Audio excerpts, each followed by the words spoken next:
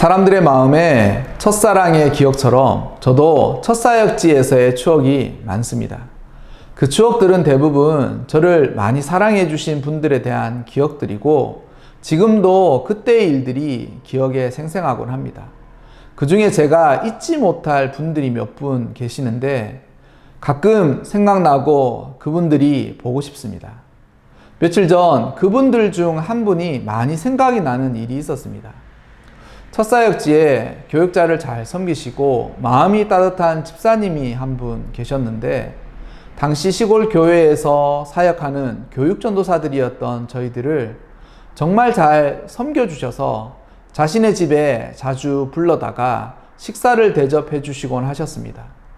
맛있는 밥도 밥이지만 마음이 따뜻하고 푸근하셔서 그 집사님 덕분에 어려운 교육전도사 시절에 마음의 위로도 받고 힘도 얻곤 했습니다.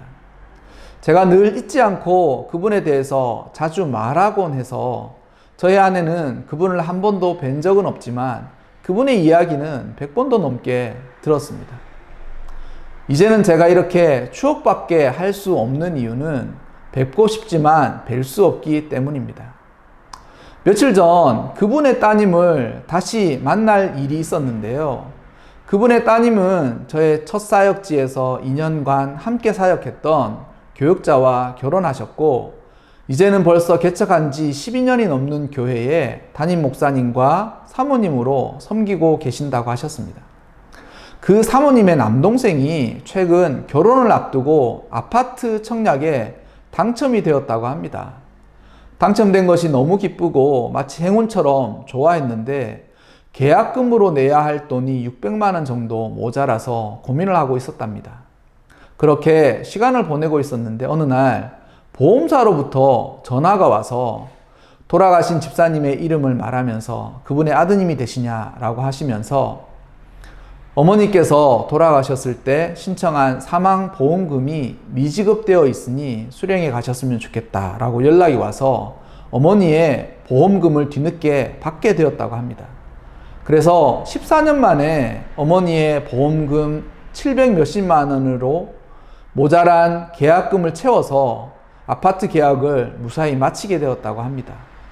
그 일로 누나인 사모님과 매형인 목사님 그리고 셋이 더불어서 어머니께서 결혼 선물을 주셨다는 생각에 눈물을 많이 흘렸다고 합니다.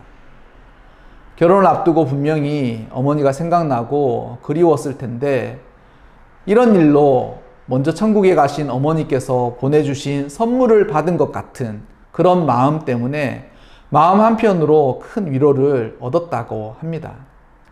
저도 그 보험금이 14년을 넘게 있다가 결혼을 앞두고 아파트 계약금에 모자란 금액만큼으로 채워져서 이렇게 아파트 계약을 무사히 마칠 수 있었다는 것이 먼저 천국에 가신 그 집사님의 애타는 마음이 하나님의 경륜으로 나타난 게 아닌가라는 생각이 들었습니다.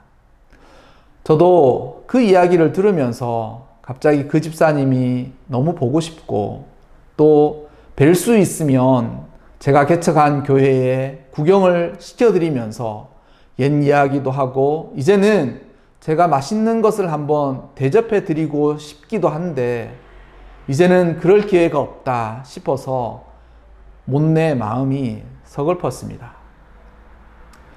최 집사님, 저도 너무 보고 싶습니다.